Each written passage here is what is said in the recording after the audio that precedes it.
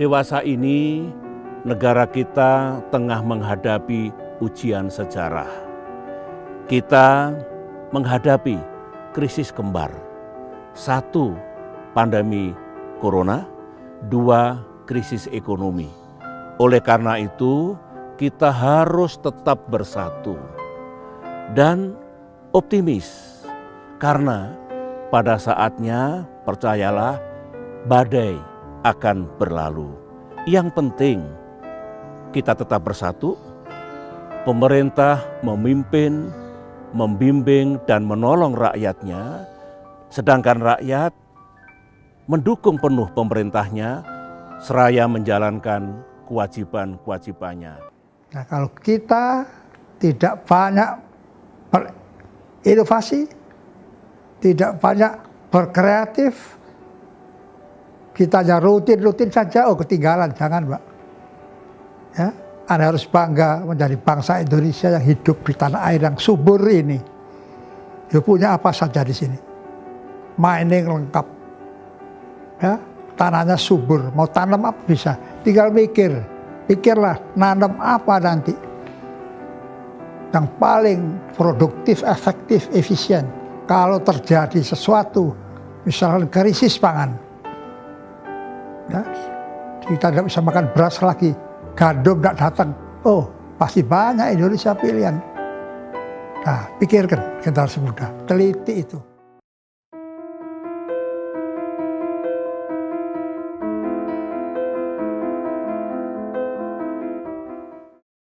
Assalamualaikum warahmatullahi wabarakatuh. Jumpa lagi di channel saya, Trias Photo Production. Hari ini saya ingin mengucapkan Dirgahayu Republik Indonesia yang ke-75. Saya pribadi mengucapkan terima kasih sekali buat para pahlawan-pahlawan kita yang telah berkorban jiwa dan raganya untuk dan demi kemerdekaan Indonesia. Barusan kita sudah dengar kesan dan pesan para tokoh-tokoh bangsa dalam rangka Hari Kemerdekaan Indonesia yang ke-75 ini. Ya, memang kita sudah merdeka 75 tahun lamanya. Tapi pertanyaan besarnya adalah, apakah kita sudah mencapai tujuan daripada kemerdekaan itu sendiri? Apa kita sudah mencapai apa yang telah dicita-citakan oleh para pahlawan-pahlawan kita, the founding father kita, yang tercantum dalam pembukaan UUD 45,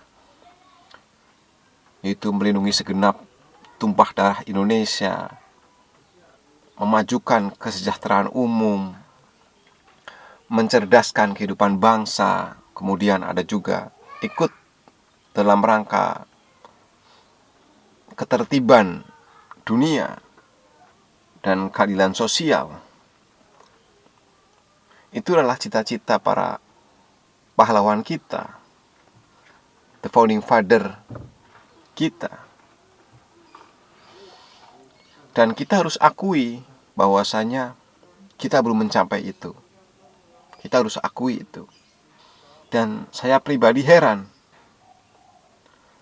kenapa negara dengan sumber daya alam yang kaya seperti ini, dengan laut yang luas, hutan yang luas, tanah yang subur, bahkan ada sebuah lagu dalam liriknya menyatakan, tongkat kayu dan batu jadi tanaman. Dan sumber daya alam lain yang kita punya.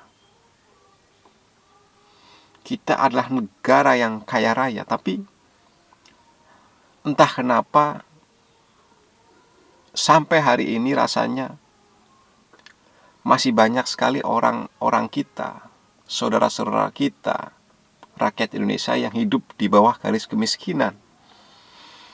Masih banyak anak-anak yang kurang gizi.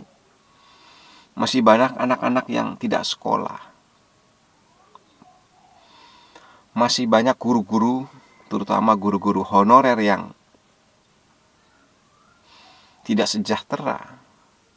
Itu menandakan bahwa kita sampai hari ini 75 tahun merdeka belum bisa mencapai atau mendapatkan apa yang dicita-citakan oleh para pahlawan-pahlawan kita yang telah berkorban demi kemerdekaan ini.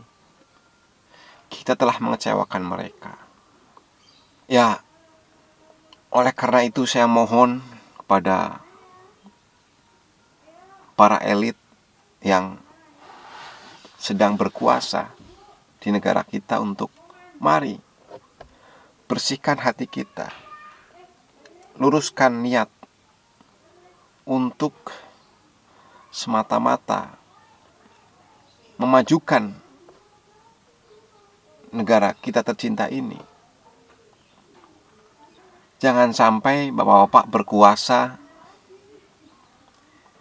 itu hanya mementingkan kepentingan pribadi dan golongannya saja. Itu yang saya inginkan. Karena saya merasa bahwa bangsa kita bukan tidak diurus, tapi ada salah urus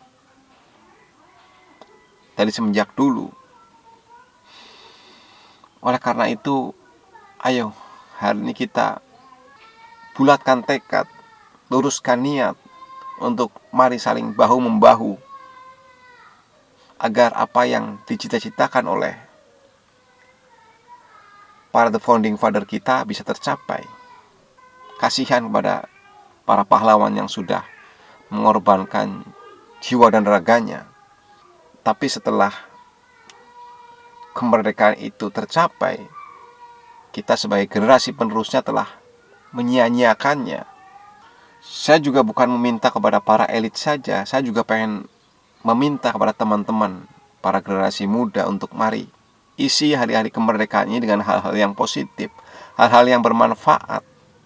Karena kita generasi muda adalah tumpuan masa depan negara kita. Maka kita harus menjadi generasi yang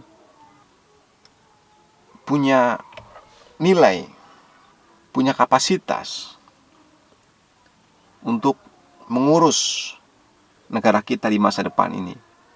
Jauhkan diri dari narkoba, jauhkan diri dari hal-hal yang tidak penting dan tidak bermanfaat. Itu pesan saya pada generasi muda, pada teman-teman milenial.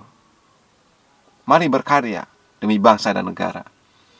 Itu mungkin yang ingin saya sampaikan dalam rangka Hari Kemerdekaan Indonesia yang ke-75 ini. Saya melihat minggu ini Bung Karni Ilyas juga mengangkat tema tentang Hari Kemerdekaan juga. Kalau tidak salah temanya adalah 75 tahun Indonesia Maju, yaitu diskusi ILC tanggal 18 Agustus 2020. Saya yakin dalam diskusi itu akan diundang tokoh-tokoh yang berkompeten. Jadi tidak ada salahnya kita, para generasi muda, khususnya pecinta ILC, untuk menonton acara ILC 18 Agustus 2020. Bukan cuma ILC, Mata Najwa juga mengangkat tema-tema tentang hari-hari kemerdekaan ini. Mata Najwa tanggal 19 Agustus 2020. Meskipun sebenarnya ada topik lain yang lebih menarik menurut saya, yaitu tentang deklarasi kami, Koalisi Aksi Menyelamatkan Indonesia, pada hari ini 18 Agustus di Tugu Proklamasi kalau nggak salah. Oh ya, juga pada para oposan itu saya juga berpesan, mohon para oposan dalam rangka mengkritik pemerintah, gunakanlah bahasa-bahasa yang sopan. Kritiklah hal-hal yang substantif, jangan personal. Mengkritik bukan karena semata-mata karena dendam pribadi atau karena tidak dapat jabatan, tapi mengkritik untuk menjadi penyeimbang agar pemerintah sekarang tidak salah jalan. Itu saya harap. Jadi mohon, mari semua luruskan niat. Elitnya yang sedang berkuasa, para oposan yang menjadi oposisi, rakyatnya, para generasi mudanya, mari kita semua harus bersatu untuk mencapai tujuan, untuk mencapai cita-cita para pahlawan kita yang tercantum dalam pembukaan UUD 45. Itu saja, terima kasih. Mohon maaf jika ada salah kata. Salam sejahtera buat kita semua. Assalamualaikum warahmatullahi wabarakatuh.